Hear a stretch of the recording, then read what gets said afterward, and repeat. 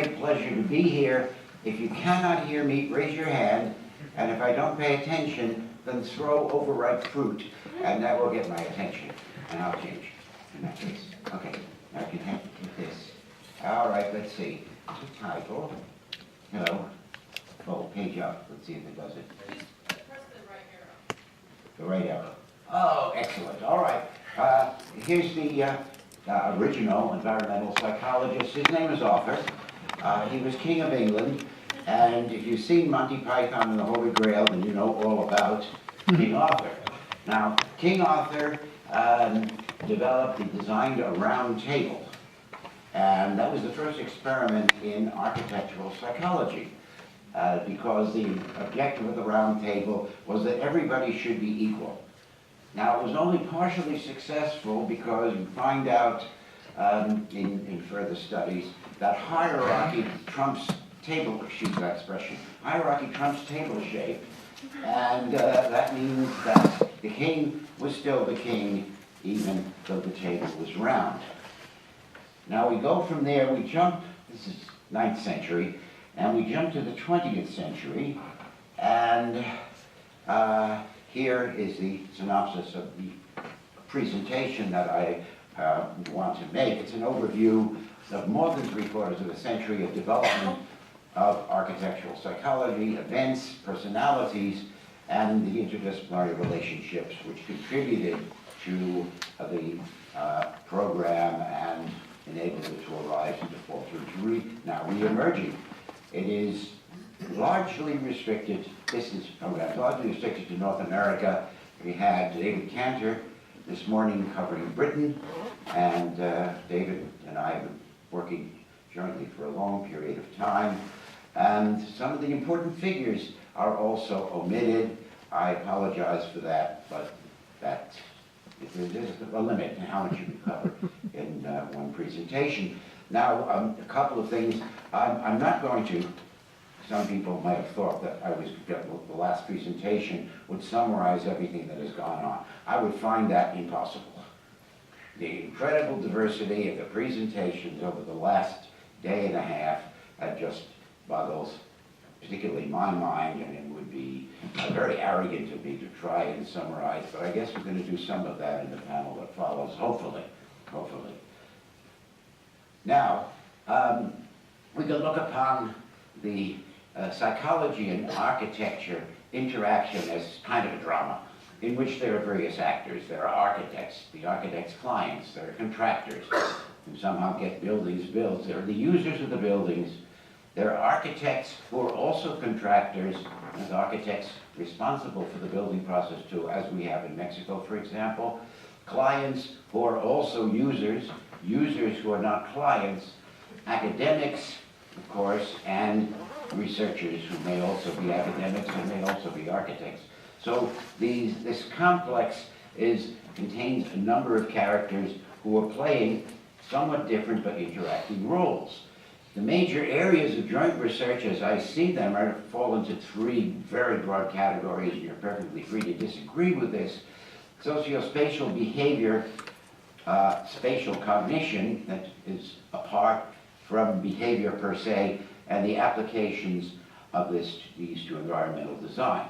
So we're going to begin in the first part of this with the origins of research into sociospatial behavior. Now I should say at this point that unlike more civilized societies, you don't have a siesta in the afternoon. And I know that a lot of people are getting tired, so midway, more or less, I will call a 60-second break during which you can stand and stretch and then instantaneously sit down, and I will continue from that point on. Now, let's start with what some people think was really the origins of major research into the human-environment interface. Man-environment, as they said, let's call it human environment, and this was in World War II. And it started with the development of something which the germ was existing before that. But in World War II, you need a crisis really to get things going. And engineering psychology, or ergonomics, as it's sometimes called, looked at the human-environment interface, in these cases, the environments were the cockpits of aircraft.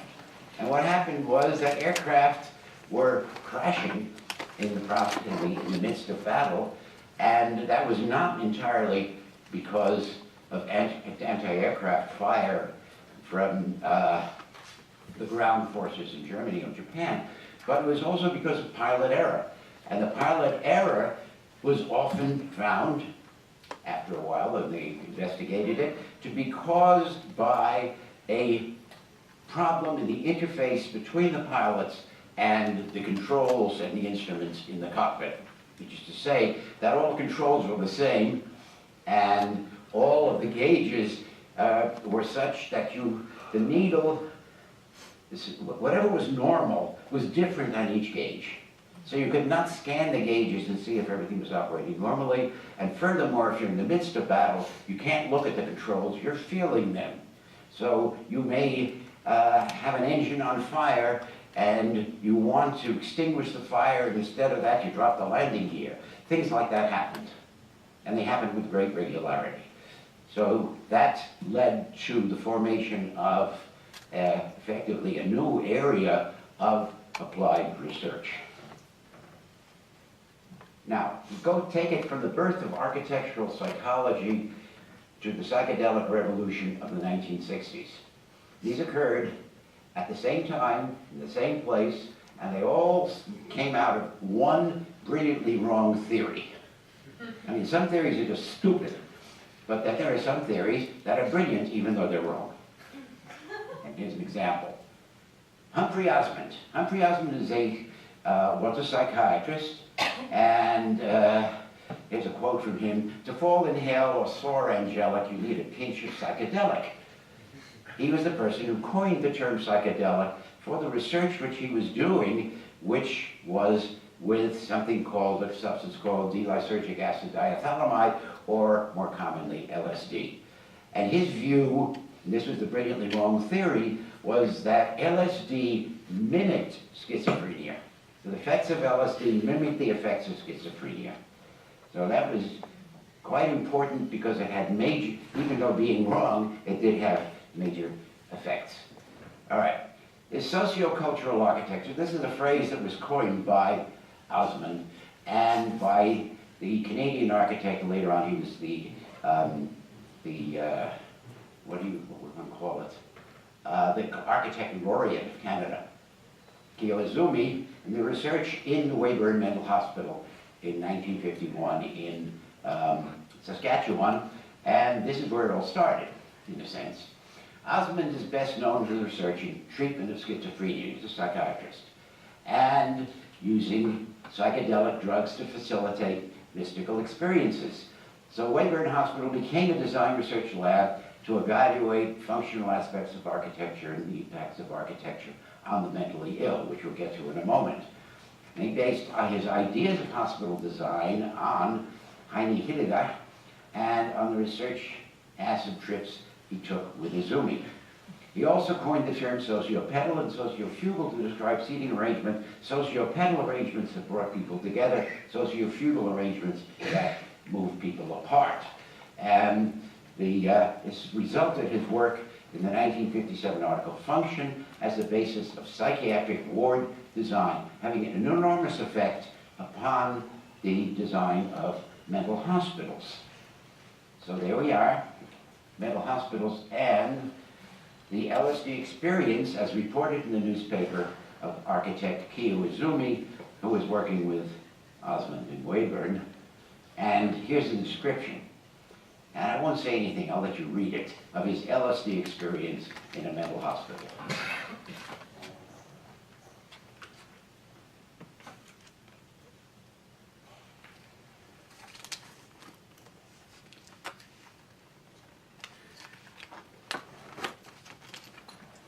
This may very well not be the kind of experience you would like to have in a hospital. And in fact, the mental hospitals at that time bore a rather strong resemblance to prisons. There are all kinds of problems with it, which we could go into in more details, we won't, but it was the effect of that hospital had presumably of mimicking schizophrenia, which led to, well, I would say, something of a revolution in hospital design in at least some places.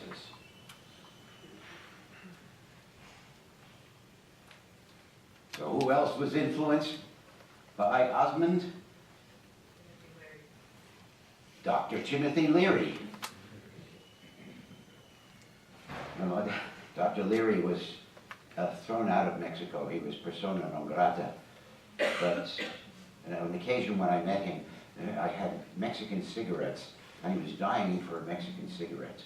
So we almost became friends. Not quite. All right. Now, Robert Sommer was brought up this morning in David Cantor's lecture.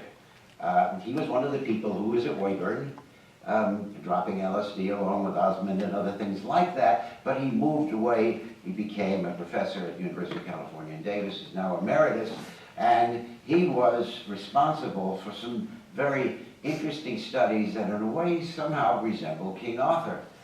He worked in the areas of territoriality, personal space, and home range, which are all of these terms that were coming into use at the end of the 60s. And one of the things he was concerned with was table shape. I'm going to come back to this later. And he said, it makes a big difference where people are seated at tables. Whether you are in an angled relationship with a table mate, whether you are side by side, or whether you are face to face across the table itself, it influences or can support or contradict the kinds of interactions that you have. And he also worked in college dormitories, identifying a lot of aspects of student behavior that would happen, like students spending most of their time studying on the bed instead of at the desk that they were given by the kind university, and things of that sort. And also dining halls and so on. All of these were areas of his research. Now, an anthropologist is author of a book, a bestseller called The Silent Language, and some of you may have read this, was Ned Hall. We did a few things together in Santa Fe, New Mexico, and he coined the concepts of proxemics and also of personal space, concepts that some are used and I have used and others have used as well. The very important proxemics, meaning close interactions of people, and he, being an anthropologist, was very concerned with the cultural aspects of proxemics. How close do you stand to somebody, for example, in a face-to-face interaction in culture X versus culture Y versus culture Z? It turns out there's a big difference between what can be viewed as an intimate, friendly conversation or a hostile, conflicted one, depending upon simply the distances apart. Margaret Mead, who I knew quite a long time ago. It was a watershed meeting, like this one may turn out to be, a watershed meeting in Dallas in 1967. And there's some people who had major influences on this. One of these was an author of books on territoriality, which became very popular and very important. And other people like, for example, psychologist John Calhoun. John Calhoun was the little man in South Carolina who did some interesting experiments with rats. And he constructed what might be looked upon as a rat city, and had a certain number of rats, and had stable characteristics to it. Then he doubled the population of that city, and the behavior that came out was absolutely bizarre. Now, this was also when the 1967, I think, when was the first Earth Day? It was around, it was 1970, 71, something like that. Anyway, people were beginning to be concerned about the environment. And one of the things that they were concerned about was overpopulation. And suddenly, somebody comes out with a study with rats, where he shows that overpopulation can have catastrophic effects. And people did not did not try to qualify this on the basis that he was doing this with rats rather than with people. And there may be some other things that make this different, but he influenced a lot of people. One of them was Margaret Mead, who became one of his disciples and very much interested in environmental aspects of culture. There was another watershed occasion, 1968, the Vietnam peace talks. In 1968, the peace talks were stalemated in a heated dispute over table shape. For months and months, people were dying on the battlefields of Vietnam, and people were arguing about table shape. Now, most Western diplomats saw this as a stalling tactic, and Bob Summer said it isn't a stalling tactic at all. His research had shown that table shape could be very important, and the reports of this appeared in newspapers throughout the world. I first saw it in a newspaper in Puerto Rico, the reports on the Vietnam peace talk tables. So, score one for architectural psychology.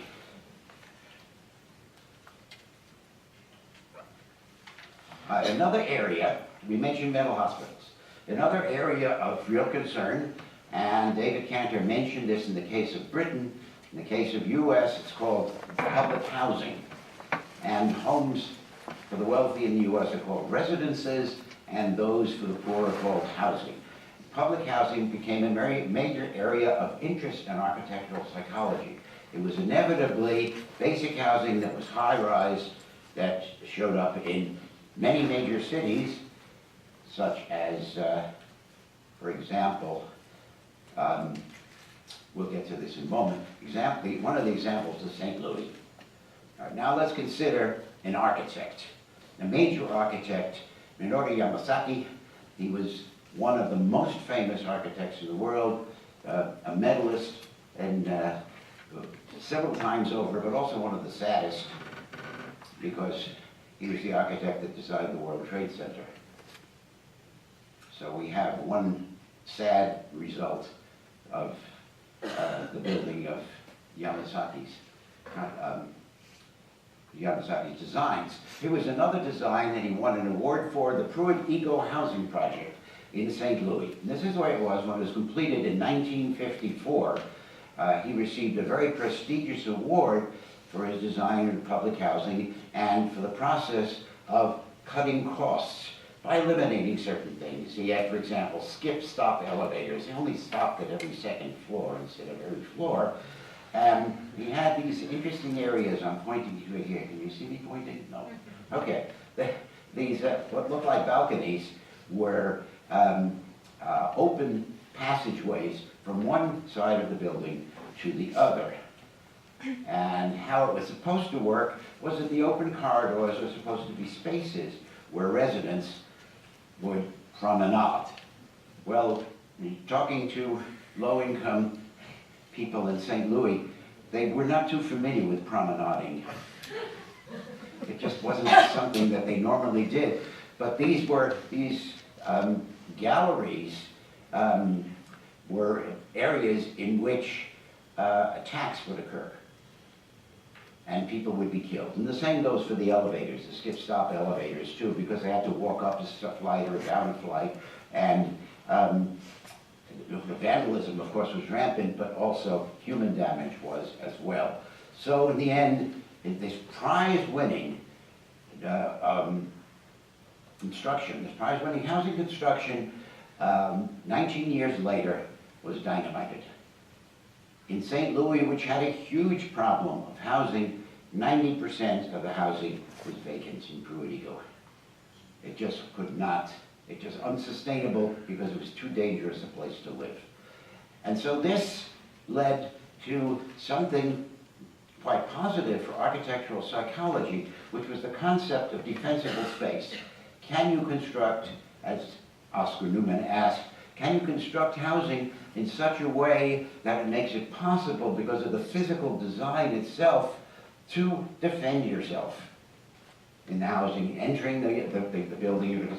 This is high-rise housing as well, not so high-rise as Pruitt Eco, but safer, a safer environment for people to live. And the defensible space concept became very popular in the 1970s. There was at least one book on the subject, maybe more, and started to influence the way in which people design public housing. It was a totally different concept to that incorporated in Pruitt Eco. So that was the good news. The bad news. Charles Jenks was the author of the term postmodernism in architecture. He dated the death of modernism in architecture, and with it, the collaboration, I'll explain in a moment, between architects and social scientists. He dated it to the day and the hour that Pruitt-Igoe was dynamited. That was the end of this collaborative activity as far as he was concerned. And in fact, he gave a talk at UCLA. This is possibly one of the major high points of my life, in which he blamed me personally for the decay of architectural education. So I was really proud. Now, another positive side, some progress continued, and this was broadened methodology. A lot of the work that had been done before was so basically the behaviorist model, the positivist model of psychologists doing experiments. And at one mini conference, one psychologist said, you architect, bring me a problem and I will design an experiment to look at that. With the implication, of course, then I'll apply for funding, and once the funding gets through, then I'll do the experiment and I'll give you the result. The response by the architect, of course, was, I need the result next week. And the time scales, among other things, were completely different for research psychologists in universities and practicing architects out in the world. Well, Roger Barker started something called ecological psychology, and his was a form of participant observation, and he worked on total understanding of a particular community. In this case, it was Oskaloosa, Kansas.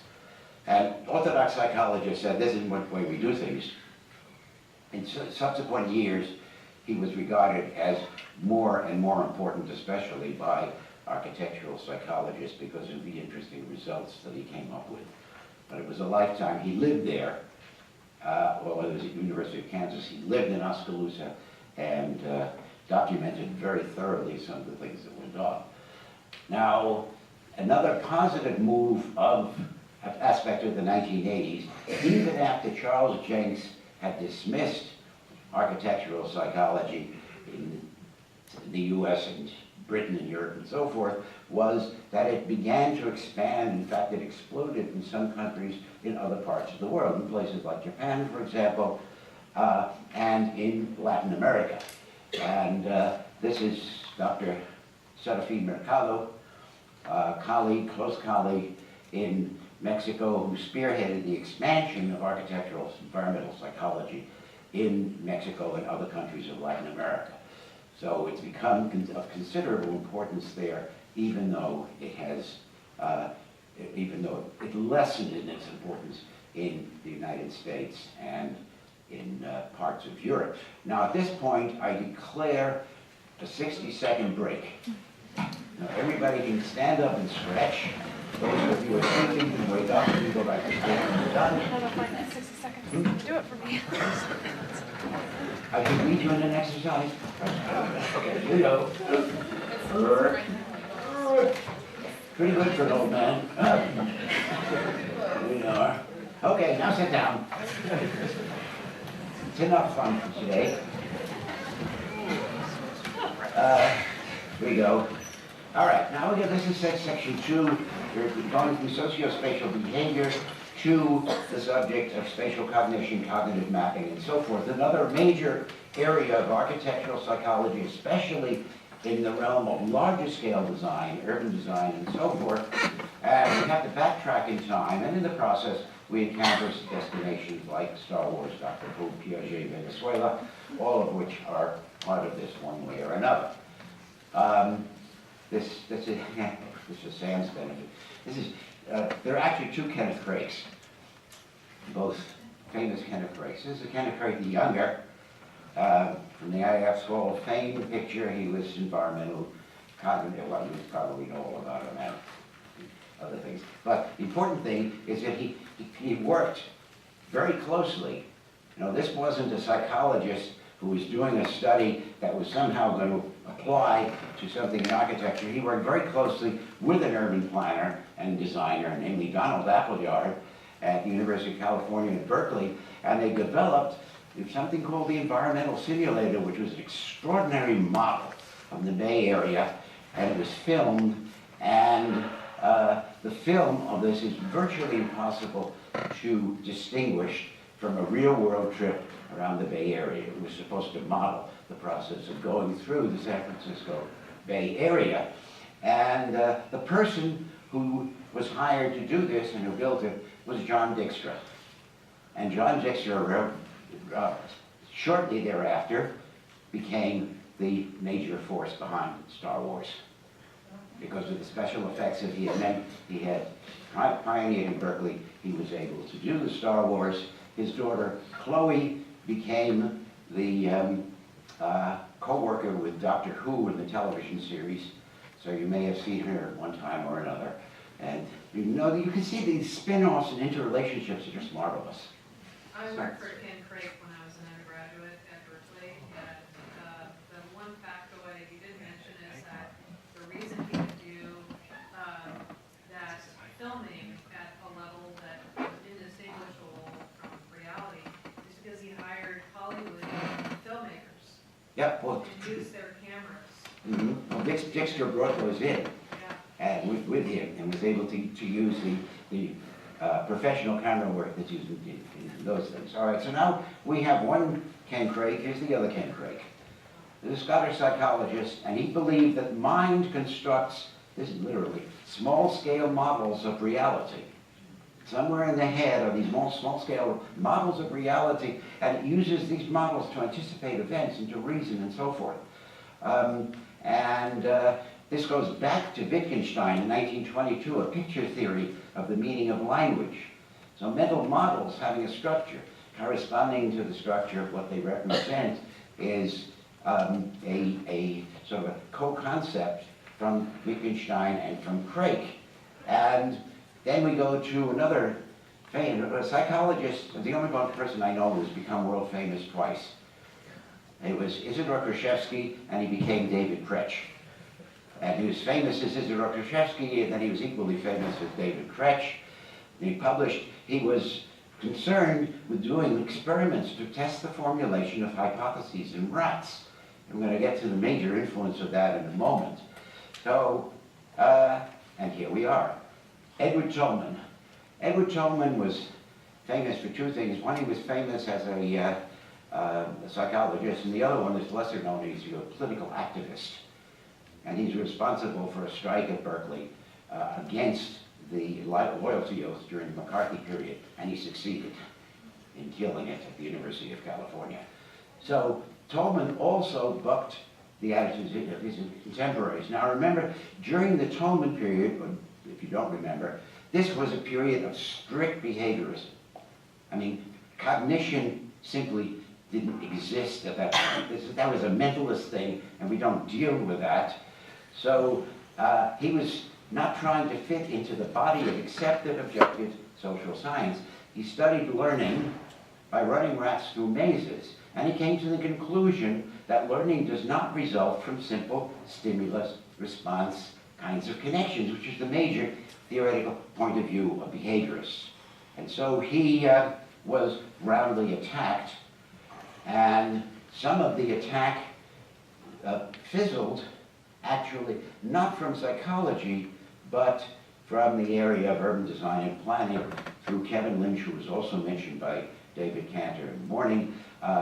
He wrote a book called The Image of the City, a little book which was unknown when I ran into it about 1961, and it became